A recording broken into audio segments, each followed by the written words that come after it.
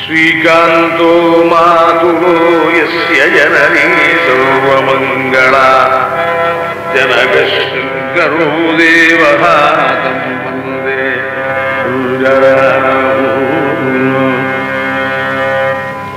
ஸ்ரீ குருப்யோ நமஹ. எல்லோருக்கும் நமஸ்காரம், சுபதினம். இன்றைய சுபதினம் பதிவில் என் வாழ்க்கையில் நான் சந்தித்த 2 வியக்கத்தகு மனிதர்களை பற்றி பேச போகிறேன். அதாவது higher you grow humble you become அப்படின்னு சொல்லுவாங்க. அதாவது புகழ் என்ற ஏணியின் உச்சியில் ஏறிக்கொண்டே இருக்கும் பொழுது தனி மனித அடக்கம் என்பதையும் பெருக்கிக் கொள்ள வேண்டும் என்பது ஒரு நியதி. இந்த நியதிக்கு உட்பட்ட 2 வியக்கத்தகு மனிதர்களை நான் சந்தித்தேன். அதை பற்றி தான் இப்போ உங்ககிட்ட சொல்ல போகிறேன். சமீபத்தில் நடந்து முடிந்த ஐபிஎல் போட்டியில் 4வது முறையாக வெற்றி பெற்ற தல தோனி, சிஎஸ்கேவின் தல தோனி அவர்கள் ஒன்று. இந்தியா சிமெண்ட்ஸ் அவங்க தானே சிஎஸ்கே மேனேஜ் பண்ணுறாங்க. அங்கே finance head R Srinivasan Srini அவர் எனக்கும் மாது பாலாஜிக்கும் காலேஜ் மேட். நாங்கள் விவேகானந்தா காலேஜில் ஒன்றா படித்தவர்கள். இன்று வரை எங்களுடைய நட்பு ஆழமாக தொடர்ந்து கொண்டிருக்கிறது. நாங்களும் மற்ற விவேகானந்தா காலேஜ் நண்பர்களும் அப்பப்போ மீட் பண்ணிப்போம், பேசிப்போம். அப்போ ஒவ்வொரு முறையும் Srini use to talk about Dhoni. To what எக்ஸ்டென்ட்னா என்னுடைய சன்னை விட இன்னும் ஹம்பிள் பர்சன்னா அது தோனி தான் அப்படின்னு யூஸ் டு சே. இன்ஃபேக்ட் ஸ்ரீனிக்கு கிரிக்கெட் அவ்வளோவா தெரியாது. Use to be a great tennis player.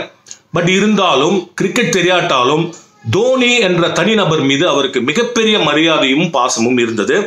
That is because of the way Dhoni interacted with Srini. இப்படி நாங்கள் பேசிட்டு இருக்கும்போது ஒரு நாள் நான் தமாஷா சொன்னேன், நீ சும்மா சொல்லிட்டே இருக்க, நாங்கள்லாம் தோனியை மீட் பண்ண வேணாம், நீ அரேஞ்ச் பண்ணுறேன் அப்படின்னு.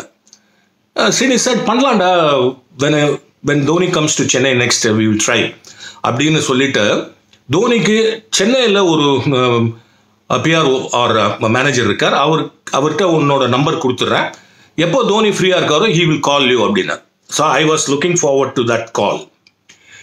சில வருடங்களுக்கு முன்பு டிஎன்பிஎல் முதல் ஆரம்பித்த பொழுது, ஐ திங்க் அதோட ஃபைனல் நினைக்கிறேன், அந்த ஃபைனலில் கப்பு கொடுக்கறதுக்காக தோனி வந்தார். அந்த மேட்சையும் நான் பார்த்துருந்தேன். ராத்திரி 11:30 மணியோ என்னமோ அந்த கப்பு கொடுத்து முடித்தார் அவர்.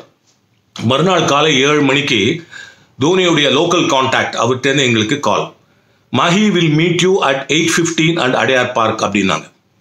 அவ்வளோதான், எங்களுக்கு தலைகால் புரியல. அப்போ உடனடியாக எங்கள் கான்டாக்டில் கிடைத்த எங்களுடைய விவேகானந்தா காலேஜ் நண்பர் சுப்பிரமணியம் ப்ளஸ் என்னுடைய மாப்பிள்ளை Bharat Srinivasan, is a great cricket fan, cricketer and also obviously a fan of Dhoni. அவர் நானும் வரேன். ஸோ நாங்கள் அடிச்சு பிடிச்சி நாங்கள் 3 பேரும் exactly at 8 o'clock we were in the lounge of Adyar Park. ஒரு 5 minutesல we got a call from Dhoni's local contact that Mahi is waiting for you exactly at 8:15 you can meet him. அது அந்த லவுஞ்சிலேருந்தே ஒரு ஸ்ரோலிங் stairs போகும். that leads to the suite where Dhoni normally stays. So exactly 8:15 we climbed up the stairs.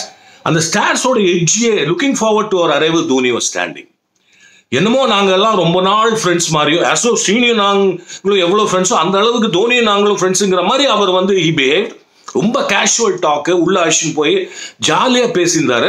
ஏதாவது சாப்பிட்றீங்களான்னா இல்லை sir ஒன்று வேணா, we don't want to disturb you, இப்போ தான் நாங்கள் காஃபி எழுந்து காஃபி சாப்பிட்டு ஓடி வரோம் அப்படின்னும். அண்ட் நான் எங்கள் அப்பாவுடைய ஹரிகதா ஒரு கலெக்ஷன் எடுத்துன்னு போயிருந்தேன், அதை அவர்கிட்ட கொடுத்தேன். அவர் I can understand a little bit of Tamil and of course it will all be mostly in Sanskrit, yeah. So I think it's a common language, I can understand. So next time when we meet I will talk to you about your father's Harikatha, which I should have definitely heard by this time அப்படின்னு சொன்னார். And நாங்கள் பேசிட்டே இருக்கும்போது மாப்பிள்ளை சுற்றி photos நிறைய எடுத்தார். Thanks to him I got very rare photograph of being with MSD. Mahi sir, the popularity you have in Tamil Nadu அது எவ்வளோனாக்கா நாளைக்கு எலெக்ஷனில் நீங்கள் நின்னீங்கன்னா you are sure to win, அது உங்களுக்கு தெரியுமான்னு. உடனே sir, I know that sir, that's a problem, that's why I'm very careful அப்படின்ட்டார். அண்ட் என் மாப்பிள்ளை பரத் ஸ்ரீனிவாசன் ஆஸ்ட் ஹிம், ஒரு மேட்ச்சில் தோனி உங்களுக்குலாம் ஞாபகம் இருக்கும், ஸ்டம்ப்பு பின்னாடி இருக்கும், ஸ்டம்பையே பார்க்காம அந்த ஆப்போசிட் சைடில் திரும்பி அப்படி அடிச்சு ஒரு ரன் அவுட்டோ ஸ்டம்பிங்கோ பண்ணுவார். So Bharat asked him, can you ever think of doing it again? அதுக்கு தோனி என்ன ரிப்ளை பண்ணார்னா, whether I can do it or நாட்ங்கிறத விட்டுருங்க, I can do it or I must do இட்ங்கிற லெவலில் என்னோட ஃபிசிக்கல் ஃபிட்னஸை வச்சுக்கணும். வச்சுட்டா probably it could be possible அப்படின்னு சொன்னார். இப்படியே நாங்கள் பேசிட்டே இருந்தோம், டைமே போகிறதே தெரில. அன்றைக்கி அவர் ஆக்சுவலாக எங்களுக்கும் இன்னொருத்தருக்கு தான் அப்பாயின்மெண்ட் கொடுத்தார். அந்த இன்னொருத்தர் யாருன்னா ப்ராப்ளி ஒரு ஆர்ஃபனேஜ்லேருந்து ஒரு சின்ன சிறுமி, அவளுக்கு பர்த்டே போல் இருக்கு. அந்த பர்த்டே அன்னைக்கு she wanted to give a bouquet to Dhoni. So அந்த சிறுமியும் அவங்களுடைய கேர்டேக்கர் தான் கொஞ்ச நாள் வெயிட் பண்ணியிருந்தாங்க. அதை பார்த்தோன்னே we fell bad, sorry Mahi, will take leave, you take care of them. He said திருப்பியும் ஸ்டாஃப்ஸ் ஒர்க்கு வந்து கையை கொடுத்துட்டு வி வில் மீட் அகைன் அப்படின்னு சொல்லிட்டு போனேன். Super feeling. எப்படி அந்த மாதிரி ஒருத்தரால் அவ்வளோ சாதாரணமாக பிஹேவ் பண்ண முடியும், அந்த உயரத்தில் இருப்பவர். அண்டு அதுக்கப்புறம் ஸ்ரீனிட்ட 2-3 வாட்டி எங்கே உங்கள் ஃப்ரெண்ட்ஸ்லாம் எப்படி இருக்காங்க அப்படின்லாம் விசாரிச்சாராம். இதை கேள்விப்பட்டு எங்கள் மற்ற நண்பர்களும் சுஷோ நாங்கள் மிஸ் பண்ணிட்டோமே, நாங்களும் வி மஸ்ட் ஆல் மீட் அப்படின்னு. ஸ்ரீனி செட் இதெல்லாம் வந்து கொஞ்சம் ஜாஸ்தி, ஏதோ 1-2 பேர்னா ஹோட்டலில் பார்க்கலாம், எல்லாரும் குரூப்பெல்லாம் போகிறது கஷ்டம், பார்க்க ட்ரை பண்ணுறேன். அவர் ஐபிஎல்க்கு எங்கேயா மெட்ராஸ்க்கு வரும்போது இந்த நெட் சீட்ஸ் எல்லாம் இருக்கும்போது வேணா எங்கேயா மீட் பண்ணலாம், ட்ரை பண்ணலாமா பார்க்குறேன்னு சொன்னார். பட் வந்து அதுக்கப்புறம் தான் அந்த லாக்டவுன் வந்துட்டு இந்த நடக்கவே இல்லை. So I think we are looking forward to next visit of Dhoni to Chennai so that we can again meet him personally. சரி, அந்த 2வது நபர் தலைவா ரஜினிகாந்த். உங்களுக்கு தெரியும் ஒய்ஜிஎம் மகேந்திரா அவருடைய நாடக குழு யுனைடெட் அமெச்சூர் ஆர்டிஸ்ட், அது 60 வருடங்கள் பூர்த்தி ஆயிற்று. அதற்காக UAA 60 அப்படின்னு ஒரு படம் வந்து என்ன பண்ண சொன்னார் ஒய்ஜிஎம். அதில் வந்து விவிஐபிஸ்லாம் பைக்ஸ்லாம் ஷூட் பண்ணி their opinion about UAA, OGP, OGM அதெல்லாம் பற்றி எடுக்கிறதுக்காக we made out a list. அதில் ரஜினிகாந்த் அவர்கள் பேரும் இருந்தது. OGM வந்து இந்த particular time Rajini has given appointment. அது ராகவேந்திர கல்யாண மண்டபத்துக்குள்ள அவருக்கு ஒரு ஆஃபீஸ் இருக்கு, அங்கே போய் ஷூட் பண்ணிக்கலான்னு என்ன அனுப்பிச்சார். நான் அங்கே போனேன். ராகவேந்திர கல்யாண மண்டபத்துக்குள்ள ஒரு வீடு, ஆல்மோஸ்ட் பிக் ஹவுஸ், அதுதான் அவருடைய ஆஃபீஸாக. அங்கே வந்து apart from the reception library எல்லாம் தவிர there is a dining hall cum puja hall and a kitchen. I think அங்கே ஒர்க் பண்ணுறவங்க எல்லாமே ரஜினி அவர்களுடைய பால்ய நண்பர்கள். So I was told Rajiniji வந்து ரொம்ப பெரிய ப்ரெஸிங் கமிட்மெண்ட்லாம் இல்லாத போது ஆர் ஷூட்டிங் இல்லாத போது when he is in Chennai, he normally used to come to that dining and dine with அவங்க ஃப்ரெண்ட்ஸோட தான் கீழே உட்காந்து இலை போட்டு சாப்பாடு சாப்பிடுவாருன்னு சொன்னாங்க. So nice of him. So அங்கே தான் போன உடனே அங்கே இருக்கிற கேர்டேக்கர் வந்து ஒரு ஒயிட் சோஃபா, அது ஒயிட் வாலில் அடைச்சி இருந்தது, இங்கே தான் உட்காந்து அவர் பேசுவார் அப்படின்னு சொன்னார். நான் உடனே சொன்னேன், நான் ஜென்ரலாக என்ன பண்ணுவேன், இந்த மாதிரி சமாச்சாரங்கள் வந்து எங்கள் கேமராமேன்ட்ட விட்டுருவேன். ஏன்னா பகவான் அந்த கேமராமேன் என்பவருக்கு கேமரா கண்களையே கொடுத்துருப்பார், அது நமக்கு வராது. அவங்க தான் வழியாக பார்த்தா அந்த கேமரா வழியாக இது இப்படி பார்த்தா அவ்வளோ நன்னா இருக்குன்னு அவங்களுக்கு தெரியும். ஸோ நான் இந்த மாதிரி சமாச்சாரத்தில் I always give that description to my cameraman. So அதே தான் அவர்கிட்ட சொன்னேன், இல்லை சார் அவர் என்ன சொல்கிறாரோ அதை வச்சுப்போம், நீங்கள் வீடை சுற்றி காமிங்க, நாங்கள் எங்கே ஃபிக்ஸ் பண்ணிக்கிறாரோ அவர் பண்ணிக்கிட்டோம்னா சரின்னு சொல்லிட்டு கூப்பிட்டு போனார். அங்கே நான் சொன்னேன் இல்லையா, அந்த டைனிங் கம் பூஜா ஹால், அது ரொம்ப பியூட்டிஃபுல்லாக செவுத்துலலாம் மூங்கில் வச்சு அடிச்சிருந்தாங்க. அந்த மூங்கில் சாஃப்ரான் பெயிண்ட் பண்ணி ரொம்ப அழகான ஒரு டைனிங் கம் பூஜா. அங்கே தான் ஒரு சேர் போட்டு சாருக்கு செட் பண்ணி கேமரா செட் பண்ணி வச்சுருந்தோம். Within few seconds ரஜினிஜி வாக்டன். ரொம்ப சிம்பிளாக ஒரு ஒயிட் கலர் கதர் பைஜாமா, ஒரு ஒயிட் ஷர்ட்டு.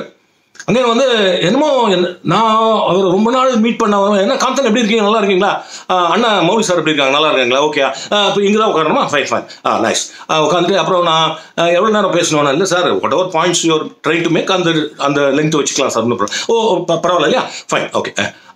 லுக் எங்க அப்படின்னா லுக் கேமராவில் நீ கேமரா லென்ஸே பார்த்துக்கலாம் சார், ஆடியன்ஸ்கிட்ட பேசுகிற மாதிரி இருக்கும், ஓகே ஐம் ரெடி. அப்போலாமா டேக் ஒரு 5 நிமிஷம் வெளுத்து வாங்கினார், சூப்பராக பேசினேன்.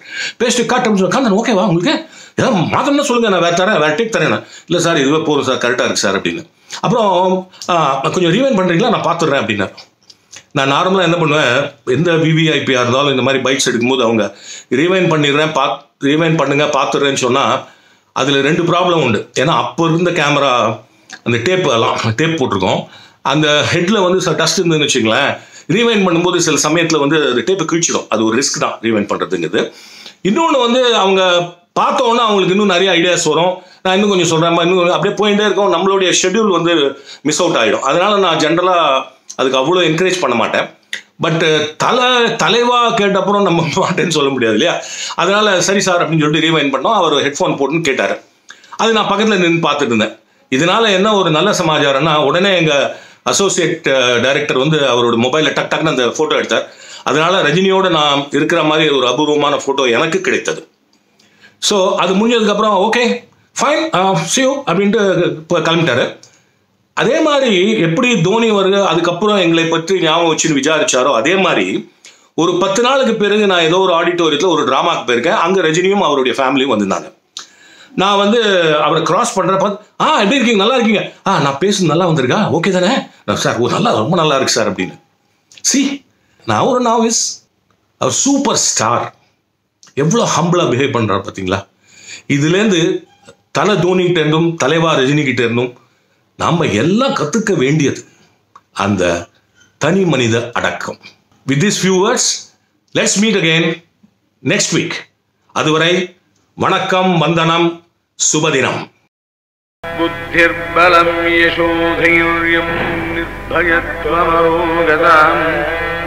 ராஜ்யம் வக்படுத்பல்ய கருமஸ்மரணாத் பவேத்.